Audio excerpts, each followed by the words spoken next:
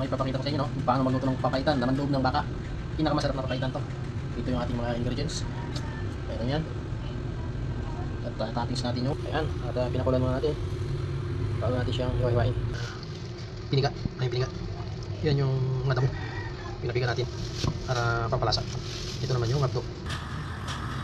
Nakabili tayo ng papaitan kasi may nagbigay sa atin ng tip. Binigyan tayo ng limang daan kanina. Namasada tayo. Kaya nakabili tayo ng papaitan. Guys, hiwain muna natin, no? Kita natin yung masin. Ito guys, nagayat na natin ang ating laman loob. Ito may toppings natin mamaya. Ito yung ating piniga at hotdog.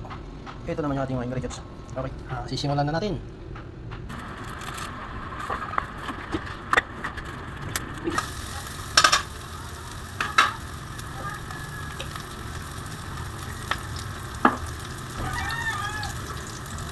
Sibuyas.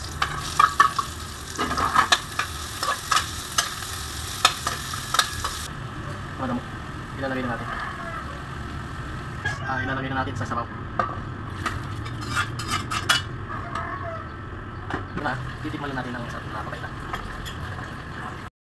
Sarap guys. Ilocano made. Simulan na natin. Grabe.